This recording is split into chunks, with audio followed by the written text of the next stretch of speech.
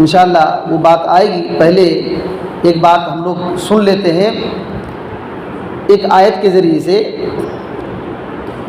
سورہ الحجر جو 15 نمبر کی سورہ ہے، اس کی آیت نمبر 90 پر 4 اور 90 پر 5 میں اللہ سبحانہ و تعالی نے فرمایا ہے۔ ایک مرتبہ تلگو میں پڑھیے۔ బిస్మిల్లాహిర్రహమానిర్రహీం. కాబట్టి ఓ ప్రవక్త సల్లల్లాహు అలైహి వసల్లం, నీకు ఆదేశించబడిన దానిని వారికి విడమిర్చి చెప్పు. బహుదైవారాధకులకు ముష్రికులను పట్టించుకోకు. 95. నిన్ను పరిహసించే వారి సంగతి చూసుకోవటానికి మేము చాలు. اس آیت کریمہ میں، یہ دونوں آیتوں میں اللہ تعالیٰ نے کہا ہے فَاصْدَعْ بِمَا تُؤْمَرُ وَأَعْرِضْ عَنِ الْمُشْرِكِينَ۔ اے محمد صلی اللہ علیہ وسلم، آپ کو جو حکم دیا گیا ہے، حکم دیا جا رہا ہے، اس حکم کو سنا دیجئے، اس حکم کو سنا دیجئے، پھیلائیے، پہنچا دیجئے، اور مشرکوں سے منہ پھیر لیجئے، ان سے اعراض کیجئے۔ اور اِنَّا لَكَفَيْنَاكَ الْمُسْتَهْزِئِينَ، آپ سے جو مسخرہ پن کرتے ہیں، مذاق اڑاتے ہیں آپ کا، ان لوگوں کے لیے میں کافی ہوں، میں کافی ہوں۔ اللہ تعالیٰ نے کہا کہ آپ سے جو لوگ مسخرہ پن کرتے ہیں ان کی سزا کے لیے ہم کافی ہیں، یہ بات ہے۔ تو یہاں یہ جو آخری نقطہ ہے کہ مذاق اڑانے والوں کے لیے اللہ نے کہا کہ ہم کافی ہیں، مذاق اڑانے والوں کے لیے ہم کافی ہیں۔ اب سوچئے، صرف اتنا کافی ہے کہ اللہ تعالیٰ نے یہاں دھمکی دے دیا ہے، بندہ اتنا جان لے تو کانپ جانا چاہیے کہ ہم شریعت کے خلاف نہیں کریں گے، مذاق نہیں اڑائیں گے۔ آج لوگ مستی سے بہت الٹی پلٹی باتیں بولتے ہیں، دین کے بارے میں، اللہ کے بارے میں، رسول کے بارے میں، حدیث کے بارے میں، قرآن کے بارے میں بہت عجیب عجیب باتیں بولتے ہیں اور ہنستے ہیں، مسکراتے ہیں۔ صحابہ کے بارے میں، دیندار لوگوں کے بارے میں مذاق کر لیتے ہیں۔ بہت بڑی غلطی ہے، بہت بڑی غلطی ہے۔ شیخ سعدی رحمۃ اللہ علیہ اس آیت کریمہ کی تفسیر میں کہتے ہیں، جو اللہ تعالیٰ نے یہاں کہا ہے اِنَّا لَكَفَيْنَاكَ الْمُسْتَهْزِئِينَ، کہ ہم کافی ہیں آپ کے مذاق اڑانے والوں کے لیے، بِكَ وَبِمَا جِئْتَ، اے محمد صلی اللہ علیہ وسلم، آپ کا مذاق اڑاتے ہیں اور آپ جو کچھ لے کر کے آئے ہیں۔ آپ کیا لے کر کے آئے تھے؟ اسلام، دین۔ آپ جو کچھ لے کر کے آئے ہیں اس کا بھی جو مذاق اڑاتے ہیں اور آپ کا جو مذاق اڑاتے ہیں، دونوں کے لیے ہم کافی ہیں، دونوں کے لیے ہم کافی ہیں۔ اور کہتے ہیں وَهَذَا وَعْدٌ مِّنَ اللَّهِ لِرَسُولِهِ، یہ اللہ نے اپنے رسول سے وعدہ کر لیا ہے، اپنے رسول سے اللہ نے وعدہ کر لیا ہے کہ مذاق اڑانے والے رسول اللہ صلی اللہ علیہ وسلم کو کوئی نقصان نہیں پہنچائیں گے، بلکہ اللہ تعالیٰ اب ان سے انتقام لے گا، اللہ تعالیٰ ان سے انتقام لے گا، اللہ کافی ہو جائے گا ایسے لوگوں کو۔ کیا کرے گا اللہ تعالیٰ؟ بِأَنْوَاءِ الْعُقُوبَةِ، اللہ سزا دے گا، قسم قسم کی سزا دے گا، اللہ تعالیٰ قسم قسم کی سزا دے گا رسول اللہ صلی اللہ علیہ وسلم کا مذاق اڑانے والے اور آپ کی لائی ہوئی شریعت کا مذاق اڑانے والے کو اللہ تعالیٰ قسم قسم کی سزا دے گا۔ اور دنیا جانتی ہے، آپ ابن کثیر پڑھیے، اس آیت کریمہ کی تفسیر میں 5 لوگوں کا تذکرہ ہے، بڑے بڑے قریش کے سرداروں کا تذکرہ ہے۔ اس میں سے ایک ہے اسود بن عبد المطلب۔ اسود بن عبد المطلب بہت نبی صلی اللہ علیہ وسلم کا بڑا دشمن، نبی صلی اللہ علیہ وسلم نے بد دعا کر دیا، آنکھ اندھی ہو گئی، نبی صلی اللہ علیہ وسلم نے بد دعا کر دیا، آنکھ اندھی ہو گئی، اور اسی حالت میں یہ مر بھی گیا۔ اسی طریقے سے ولید بن مغیرہ، بہت بڑا دشمن نبی صلی اللہ علیہ وسلم کا، عاص بن وائل، اور اسی طریقے سے حارث بن خزاعہ اور اسود بن عبد یعوس، یہ بڑے بڑے نبی صلی اللہ علیہ وسلم کے مذاق اڑانے والوں میں سے تھے، اور اللہ تعالیٰ نے سب کو ایک ایک کر کے ہلاک کیا، اللہ تعالیٰ نے سب کو ایک ایک کر کے ہلاک کیا. کسی کو پیٹ اتنا خراب ہو گیا کہ اس کی حالت خراب ہو گئی. کسی کے پیروں میں زخم ہو گیا تو کئی مہینوں تک زخم ٹھیک نہیں ہونے لگا. کسی کے سر پر چوٹ آئی تو کوئی بچے کھچے جتنے بھی لوگ تھے اور مذاق اڑانے والے وہ جنگ بدر میں بری طرح سے مارے گئے اور کوڑا کرکٹ پھینکے جانے والے کنویں میں سب کو ڈال دیا گیا. دنیا نے دیکھا کہ جن لوگوں نے رسول اللہ صلی اللہ علیہ وسلم کا مذاق اڑایا تھا سب ہلاک اور برباد ہو گئے. سب ہلاک اور برباد ہو گئے. تو اللہ تعالیٰ نے چونکہ یہ کہہ دیا ہے کہ ہم کافی ہیں تو اللہ تعالیٰ نے سب کو ہلاک اور برباد کر دیا. امام ابن تیمیہ رحمۃ اللہ علیہ نے الصارم المسلول علی شاتم الرسول ایک کتاب ہے کہ رسول اللہ صلی اللہ علیہ وسلم کو جو گالی گلوچ کرتے ہیں ان کے لیے سوتی ہوئی تلوار ایک زبردست کتاب لکھی ہے. اس کے اندر بہت ساری باتیں تو لکھیں. ایک انہوں نے نقطہ لکھا ہے کہ اللہ کے نبی صلی اللہ علیہ وسلم نے قیصر اور کسریٰ کی طرف خط بھیجا تھا. قیصر اور کسریٰ کی طرف خط بھیجا تھا کہ اسلام لے آؤ. تو کیا ہوا؟ دونوں میں سے قیصر نے نبی صلی اللہ علیہ وسلم نے جس صحابی کو بھیجا تھا کہ جاؤ خط دو، اس صحابی کا بھی احترام کیا، اس خط کا بھی احترام کیا. تو اللہ تعالیٰ نے اس کی حکومت کو باقی رکھا. علامہ ابن تیمیہ رحمۃ اللہ علیہ کہتے ہیں کہ ابن تیمیہ رحمۃ اللہ علیہ کے زمانے تک انہوں نے اس زمانے میں کہا کہ اب تک ان کی نسلوں میں حکومت باقی ہے. لیکن کسریٰ نے نبی صلی اللہ علیہ وسلم کے خط کو پھاڑ دیا تھا تو اللہ تعالیٰ نے کچھ ہی دنوں میں پوری حکومت کو برباد کر کے رکھ دیا اور حکومت چھین لیا. تو جو بھی دنیا جانتی ہے، تاریخ اٹھائیں گے تو پتہ چلتا ہے کہ دنیا جانتی ہے جس نے بھی نبی صلی اللہ علیہ وسلم کا مذاق اڑایا، حدیث کا مذاق اڑایا، وہ برباد ہو کر رہ گئے. ایک دو حدیث کے حوالے سے، کیونکہ بہت سارے لوگ حدیث کو ہنسی مذاق میں لے لیتے ہیں. نبی صلی اللہ علیہ وسلم کی لائی ہوئی باتیں حدیث ہیں، آپ نے جو کچھ کہا ہے. تو ہم لوگ ایک حدیث بار بار سنتے ہیں بچپن سے کہ اللہ کے نبی صلی اللہ علیہ وسلم نے فرمایا کہ جو آدمی علم سیکھنے کے لیے راستے پر چلتا ہے تو فرشتے پر بچھا دیتے ہیں. سنے نا، سب سنے. فرشتے پر بچھا دیتے ہیں، سمندر کی مچھلیاں بھی دعائیں کرتی ہیں. یہ سنے نا ایک حدیث. تو اس حدیث کے بارے میں خطیب بغدادی رحمۃ اللہ علیہ نے اپنی کتاب الرحلہ فی طلب الحدیث کے اندر ایک واقعہ نقل کیا ہے.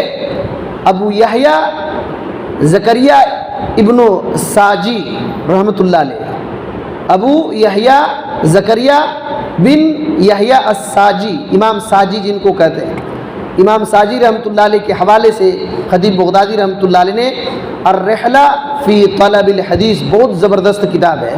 یعنی کون سے امام کہاں سفر کر کے علم حدیث سیکھنے کے لیے گئے تھے سب کو انہوں نے نوٹ کیا ہے. ایک ایک حدیث کے لیے کتنا سالوں سال سفر کیے وہ نوٹ کیے. اسی کتاب میں یہ بات ہے. امام ساجی رحمۃ اللہ علیہ کہتے ہیں کہ ہم لوگ بصرہ میں ایک محدث کے پاس سے پڑھ کر کے گلی میں آ رہے تھے. وہ حدیث کو ذہن میں رکھیے کہ فرشتے پر بچھا دیتے ہیں علم حاصل کرنے والے. تو کہتے ہیں کہ بصرہ میں گلی میں ایک محدث کے پاس حدیث سیکھ کر کے آ رہے ہیں تو ایک آدمی، مذاق کرنے والا آدمی نے کہا ارفعوا ارجلکم عن اجنحۃ الملائکہ، دیکھو تم اپنے پیروں کو فرشتوں کے پروں سے اوپر رکھو، کہیں ایسا نہ ہو کہ فرشتوں کے پر کو تم لوگ توڑ دو. مذاق اڑایا. بس میں آ رہی ہے. حدیث کیا ہے کہ جو بھی آدمی علم سیکھنے کے لیے راستے پر چلتا ہے تو فرشتے پر بچھا دیتے ہیں. اس نے مذاق اڑایا اور کہا، مذاق اڑاتے ہوئے کہا اچھا سے چلو کہیں فرشتوں کے پر توڑ نہ دو. مذاق اڑاتے ہوئے کہا. تو امام ساجی رحمۃ اللہ علیہ کہتے ہیں کہ جیسے مذاق اڑایا اس کے پیر اب ہلنے نہیں لگے، پیر سوکھ گئے. کہتے ہیں کہ حتی جفت رجلاہ وسقطا، دونوں پیر سوکھ گئے، فالج کی بیماری ہو گئی، فالج کی بیماری ہو گئی، دونوں پیر سوکھ گئے، اب بندہ گر کر کے ہلاک ہو گیا، مر گیا، حدیث کا مذاق اڑانے کی وجہ سے، حدیث کا مذاق اڑانے کی وجہ سے۔ اور یہ جو واقعہ ہے کئی محدثین نے ذکر کیا ہے، کئی محدثین نے ذکر کیا۔ امام ابن قیم رحمۃ اللہ علیہ نے مفتاح دار السعادت کے اندر بھی ذکر کیا ہے۔ اور وہ آدمی کون تھا جانتے ہیں؟ بدعتی آدمی تھا۔ امام ابن قیم رحمۃ اللہ علیہ اس کی اور وضاحت کرتے ہیں، کہتے ہیں احمد بن شعیب رحمۃ اللہ علیہ کہتے ہیں کہ ہم ایک محدث کے پاس حدیث پڑھ رہے تھے اور یہی حدیث آئی کہ طالب علم کے لیے فرشتے پر بچھاتے ہیں۔ تو ایک آدمی تھا خراسان کا، اور وہ معتزلہ تھا۔ معتزلہ بہت ساری حدیث کا ان کے دماغ میں نہیں آتا تو انکار کر دیتے ہیں، ان کو اہل الرائے کہا جاتا ہے، اہل الرائے۔ تو یہ سمجھ رہا ہے کہ فرشتے پر بچھا دیتے ہیں، اس پر میں چلتے ہیں، عقل میں نہیں آ رہی ہے، تو مذاق اڑا دیا۔ تو یہ خراسان یہ معتزلی تھا۔ ایک دوسری روایت میں خراسان کا دوسرا واقعہ ہے، خراسان کو ابھی ہٹائیے، معتزلی تھا، کہتے ہیں من المعتزلۃ فجعل یستہزئ، وہ مذاق اڑانا شروع کیا حدیث کا۔ تو کہتے ہیں کیا مذاق اڑایا تھا؟ حدیث کو سنا اور دوسرے طالب علم ہے، اس نے کیا کہا کہ میں کل جوتی پہنوں گا، کیل والی جوتی، دیکھیے کیل والی جوتی پہنوں گا اور فرشتوں کے پر کو کچلوں گا۔ طالب علم کے لیے فرشتے پر بچھاتے ہیں نا، تو کل میں کیل والی جوتی پہنوں گا اور فرشتوں کے پر کو کچلوں گا۔ وہ بھی طالب علم تھا، معتزلی تھا۔ تو اتنا کہنا تھا، تو کہتے ہیں ففعل، اسی طرح جوتی پہنا، جیسے چلنا چاہا، فمشا بالنعلین فجفت رجلاہ، دونوں پیر سوکھ گئے، فالج کی بیماری ہو گئی، دونوں پیر سوکھ گئے، فالج کی بیماری ہو گئی، اور گر کر کے اسی طریقے سے ہلاک اور برباد ہو گیا۔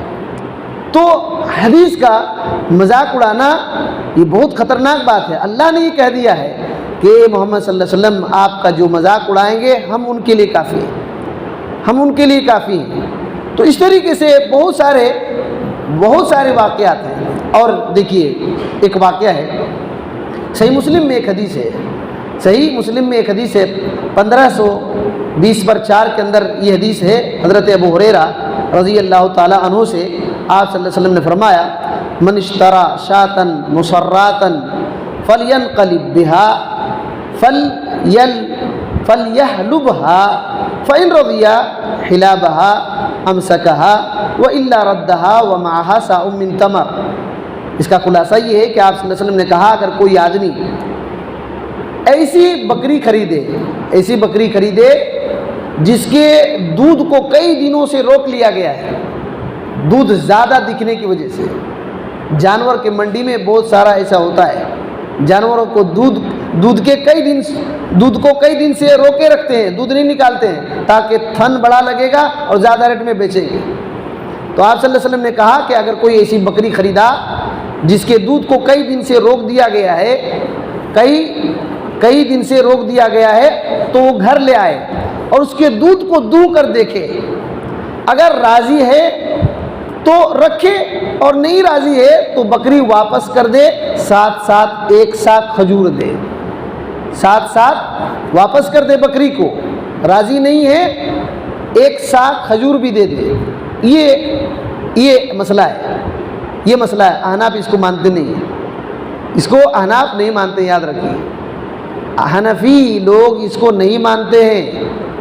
تو حدیث ہے، صحیح مسلم میں حدیث ہے۔ کیا ہوا اس کے بارے میں امام ابن تیمیہ رحمۃ اللہ علیہ مجموعہ فتاویٰ کے اندر ایک واقعے کو نقل کرتے ہیں، مجموعہ فتاویٰ کے اندر ایک واقعے کو نقل کرتے ہیں اس حدیث کے حوالے سے۔ قاضی ابو طیب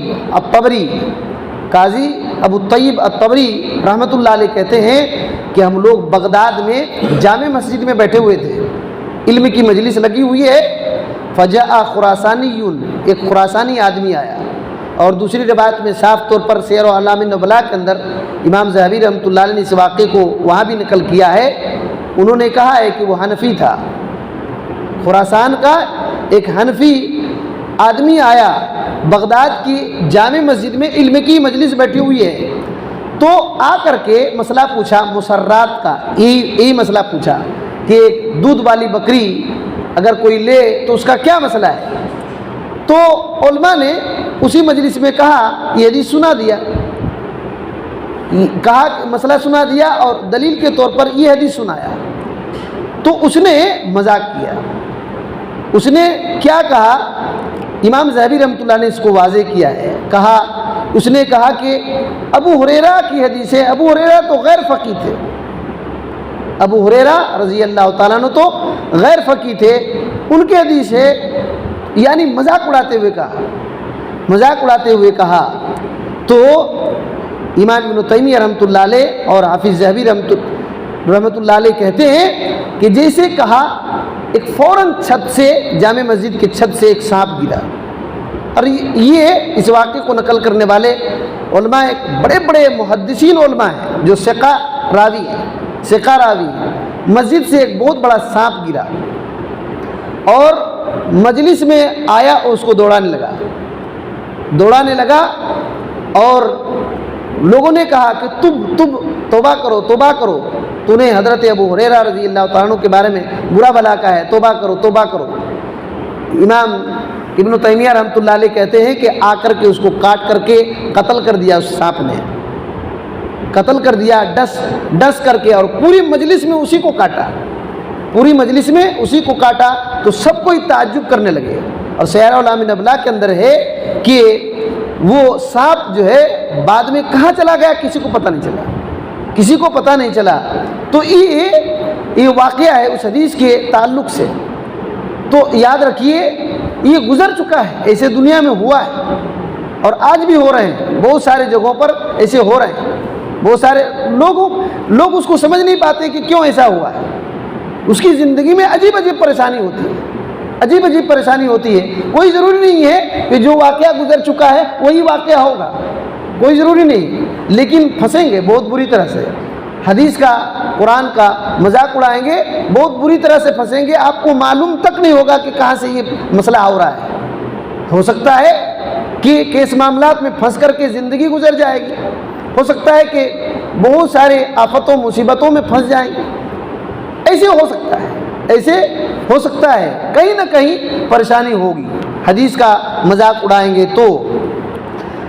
تو یہ بات ہے۔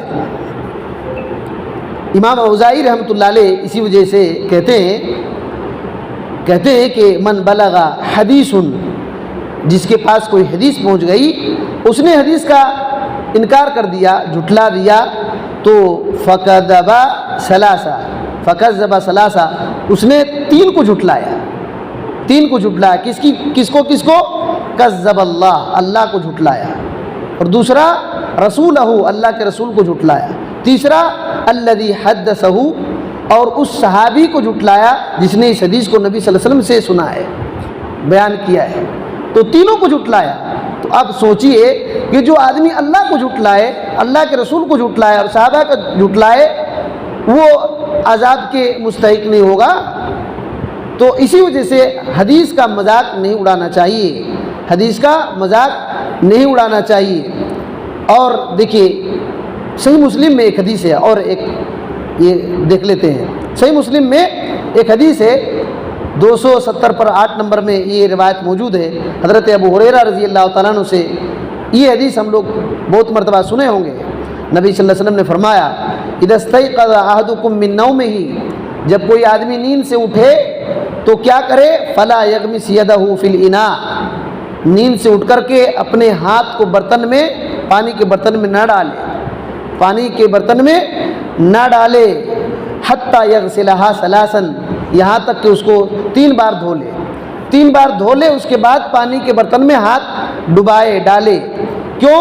لا یدری این باتت یدہ، کیونکہ اس بندے کو معلوم نہیں ہے کہ اس کا ہاتھ رات میں کہاں گزارا، کہاں ہاتھ چلا گیا ہے معلوم نہیں، اسی وجہ سے دھو لینا چاہیے، اس کے بعد پانی کے برتن میں ہاتھ ڈبانا چاہیے، یہ حدیث ہے۔ اس کے بارے میں امام نووی رحمۃ اللہ علیہ، جو ریاض الصالحین ہم لوگ پڑھتے ہیں عشاء کے بعد، امام نووی رحمۃ اللہ علیہ اربعین النووی لکھنے والے، مسلم کی دنیا میں سب سے بہترین شرح انہوں نے لکھا ہے، اور ریاض الصالحین ان کی کتاب ہے۔ انہوں نے ایک کتاب لکھی ہے بستان العارفین، بستان العارفین ان کی بہت مایہ ناز کتاب ہے۔ اس کے اندر انہوں نے ایک واقعے کو نقل کیا ہے بستان العارفین کے اندر، اور اس واقعے کو نقل کرنے والے امام ابو عبداللہ محمد بن اسماعیل بن محمد بن فضل التیمی ہیں، امام تیمی رحمۃ اللہ علیہ۔ وہ کہتے ہیں کہ کسی بدعتی آدمی نے ان بعد المبتدع حين سمع قول النبی صلی اللہ علیہ وسلم، ایک بدعتی نے نبی صلی اللہ علیہ وسلم کی حدیث کو سنا، نبی صلی اللہ علیہ وسلم کی حدیث کو سنا کہ جب کوئی تم میں سے جاگے تو اپنے برتن کو 3 بار دھونے سے پہلے برتن میں نہ ڈالے، اس حدیث کو سنا تو اس نے مذاق کے طور پر کہا کہ مجھ کو معلوم ہے کہ میرا ہاتھ کہاں کہاں رات میں جاتا ہے، میرا ہاتھ کہاں کہاں جاتا ہے، بہت استہزاء مذاق کے طور پر کہا۔ تو امام تیمی رحمۃ اللہ علیہ کہتے ہیں کہ اس کی حالت یہ ہوئی کہ جب وہ صبح کیا تو اس کا ہاتھ جو ہے نا قد ادخل یدہ فی دبرہ الی ذراعیہ، اس کا ہاتھ جو ہے کوہنی تک پیخانہ کے راستے میں گھسا ہوا تھا، صبح اس کا ہاتھ کوہنی تک پیخانہ کے راستے میں گھسا ہوا تھا۔ تو اس مذاق اور اس عذاب کو ذکر کرنے کے بعد امام تیمی رحمۃ اللہ علیہ کہتے ہیں قال التیمی فلیتق المرء الاستخفاف بالسنن، لوگوں کو چاہیے، آدمی کو چاہیے کہ سنت کو ہلکا سمجھنے سے ڈر جائے، مذاق اڑانے سے ڈر جائے۔ اس واقعے کو نقل کرنے کے بعد انہوں نے اس بات کو ذکر کیا ہے، اور اس واقعے کو امام مناوی رحمۃ اللہ علیہ نے فیض القدیر کے اندر بھی ذکر کیا ہے۔ تو دیکھیے اس طریقے سے مذاق کرنے والے کو اللہ تعالیٰ نے عجیب شکل کی سزا دیا ہے، دنیا میں عجیب شکل کی سزا دیا ہے۔ اور ایک واقعہ ہو سکتا ہے کہ ہم لوگ یہ سنیں ہیں، پھر ایک اشارہ سمجھ لیجیے۔ صحیح بخاری میں ایک حدیث ہے، اللہ کے نبی صلی اللہ علیہ وسلم نے کہا کہ اما یخشا احدکم او لا یخشا احدکم اذا رفع راسہ قبل الامام ان یجعل اللہ عز وجل راسہ راس الحمار راس مار، کہ تم میں سے کوئی آدمی کیوں نہیں ڈرتا ہے اس بات سے کہ امام کے سر اٹھانے سے پہلے وہ کیوں سر اٹھا دے رہا ہے، کیوں نہیں ڈر رہا ہے وہ۔ حدیث ہے، کہیں ایسا نہ ہو کہ اللہ تعالیٰ اس کی صورت کو گدھے کی صورت بنا دے، اس کی شکل کو گدھے کی شکل بنا دے۔ یہ حدیث ہے، آپ اس کی شرح میں پڑھیں گے۔ بہت بڑے اہل الحدیث عالم تحفۃ الاحوذی لکھنے والے مبارک پوری رحمۃ اللہ علیہ، پوری دنیا میں ان کو عالم مانا گیا، اور ان کے پاس سند لینے کے لیے، حدیث کی سند لینے کے لیے دوسرے ملک سے لوگ آتے تھے، صاحب تحفۃ الاحوذی، انہوں نے ترمذی کی شرح لکھا، اس کتاب میں اس واقعے کو نقل کیا ہے، اور اسی طریقے سے مسلم کی شرح فتح الملہم کے اندر یہ واقعہ ہے کہ دمشق اور بغداد بصرہ اس وقت سفر کرتے تھے محدثین، تو کہتے ہیں کہ کچھ محدثین گئے تو ایک محدث دمشق گیا اور ایک مشہور شیخ سے حدیث سن رہے تھے، ایک مشہور شیخ سے دمشق میں حدیث سن رہے تھے، تو بہت کچھ ان سے علم حاصل کیا۔ تو وہ محدث کہتے ہیں کہ کان یجعل بینی و بینہ حجابا، میں جس محدث سے علم حاصل کرتا تھا وہ اپنے اور میرے بیچ میں پردہ لگا دیتے تھے، میں تو ان سے بہت کچھ سیکھا تھا لیکن ان کا چہرہ نہیں دیکھا تھا، چہرہ نہیں دیکھا تھا. تو کہتے ہیں کہ لمبا وقت پار ہو گیا, مجھ کو یہ تڑپ تھی کہ میں چہرہ دیکھوں گا محدث کا.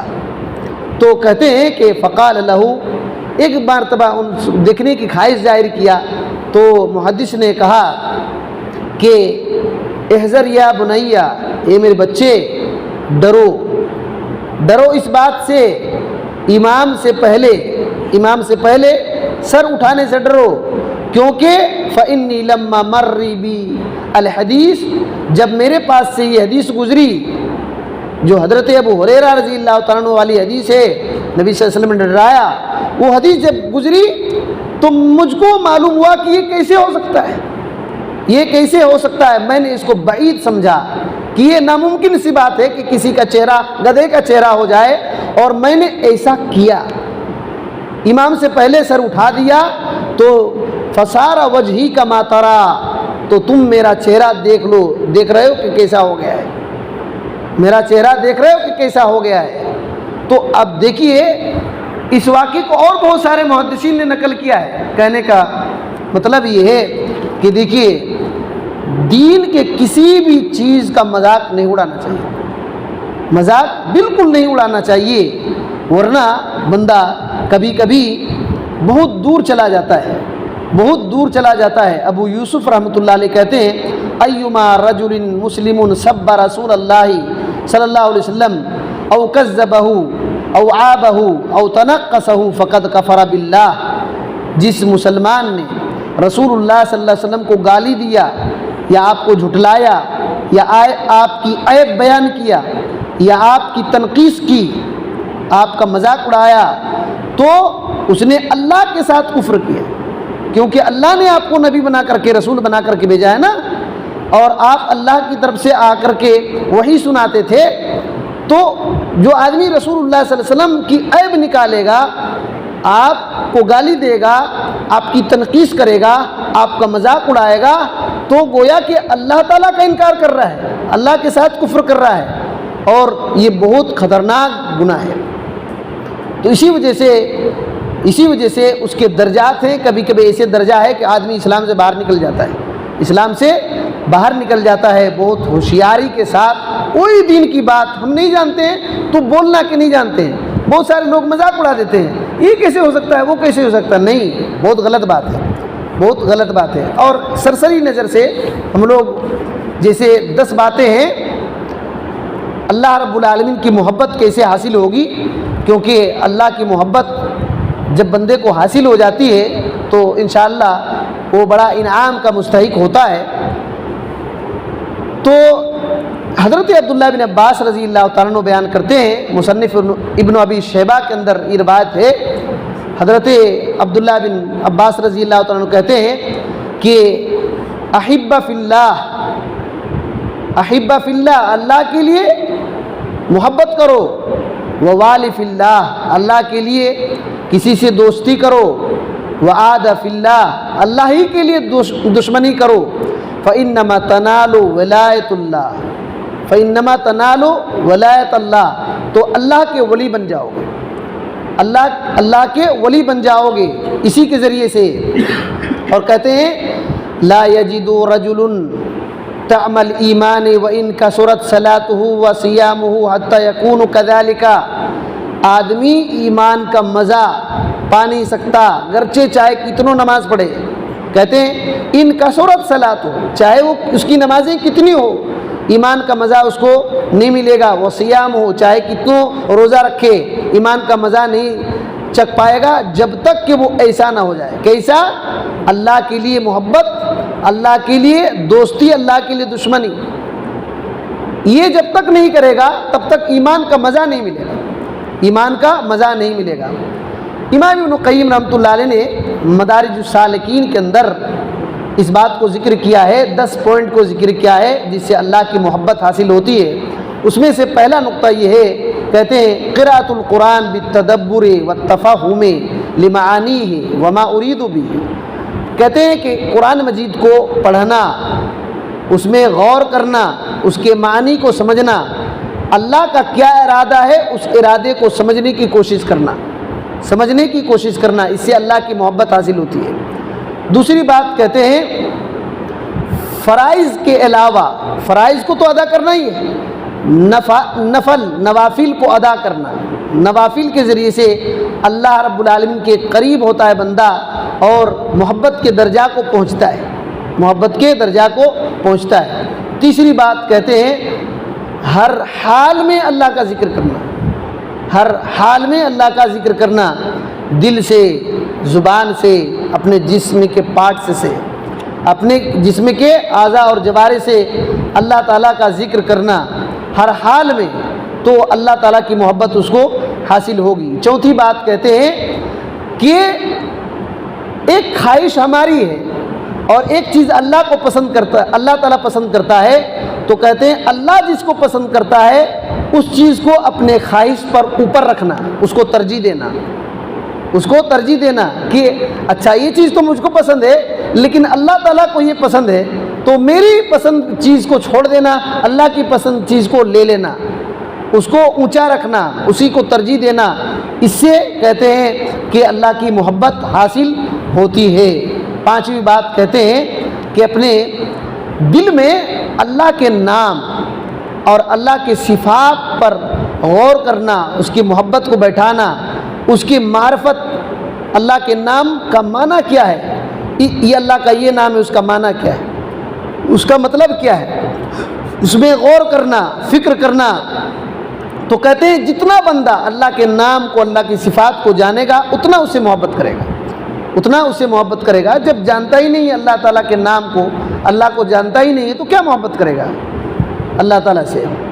تو چھٹی چیز کہتے ہیں کہ اللہ تعالیٰ کی نعمتوں کو، چاہے ظاہری نعمت ہو یا باطنی نعمت ہو، اللہ کی نعمتوں کو یاد کرنا، اللہ تعالیٰ نے جو احسان ہم پر کیا ہے اس کو اور اپنی نیکیوں کو غور کرنا، اس سے محبت، اللہ تعالیٰ سے محبت ہو جائے گی کہ اللہ نے توفیق دیا تب تو یہ کر پائے۔ بندہ اس طرح سوچتے رہے گا تو اللہ رب العالمین کی محبت اس کو حاصل ہو جائے گی۔ اور ساتویں بات کہتے ہیں کہ عاجزی اور انکساری، یہ تکبر کے الٹا ہے۔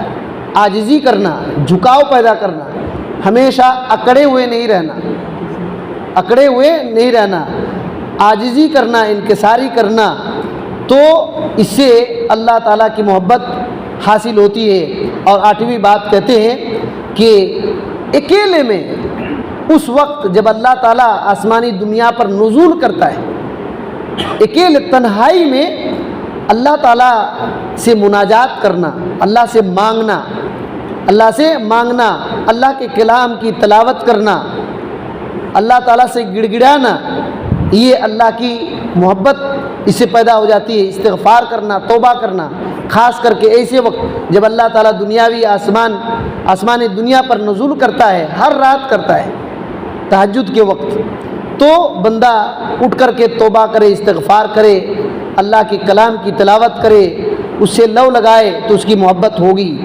اور نویں بات کہتے ہیں کہ سچے اللہ سے محبت کرنے والے کے قریب بیٹھنا، جو اللہ تعالیٰ سے سچا محبت کرتے ہیں ان کے قریب بیٹھنا اور ان کی باتوں کو سننا۔ یاد رکھیے سب سے زیادہ اللہ تعالیٰ کو جاننے والے علماء ہیں اور یہی اللہ سے سچی محبت کرتے ہیں، ورنہ لوگ الٹے پلٹے چیز کو محبت بنا دیتے ہیں۔ آپ کو معلوم ہے کہ ابھی کیا ہوا حیدرآباد میں، آپ نیوز میں دیکھے ہوں گے، عید میلاد النبی میں لوگوں نے عید کی نماز پڑھی ہے، عید میلاد النبی میں عیدگاہ جا کر کے لوگوں نے، غلامان مصطفیٰ کمیٹی عیدگاہ جا کر کے تقریباً 50-60 لوگ گئے عیدگاہ اور نماز پڑھے، خطبہ دیا اور کیا کہا، عید میلاد النبی تمام عیدوں کی عید ہے، تو دوسری عیدوں میں جب عید کی نماز پڑھتے ہیں تو اس عید میں کیوں نہیں پڑھیں گے؟ اب سوچئے اس کو کیا سمجھ رہے ہیں؟ اللہ سے محبت کر رہے ہیں، اللہ سے قریب ہونا چاہتے ہیں، لیکن ہمارے نبی صلی اللہ علیہ وسلم نے بتلایا ہی نہیں، ہمارے نبی صلی اللہ علیہ وسلم نے بتلایا نہیں۔ اسی وجہ سے سب سے زیادہ جو صحیح علماء ہوتے ہیں تو وہ جانتے ہیں اللہ تعالیٰ کی محبت کیسے ہونی ہے۔ اسی وجہ سے کہتے ہیں ان کے قریب بیٹھ کر کے خاموشی کے ساتھ ان کی باتوں کو سننا، خاموشی کے ساتھ ان کی باتوں کو سننا، اگر ضرورت پڑے تو بات کرنا، ورنہ انہی کی بات سنتے رہو، انہی کی بات سنتے رہو، یہ بات ہے۔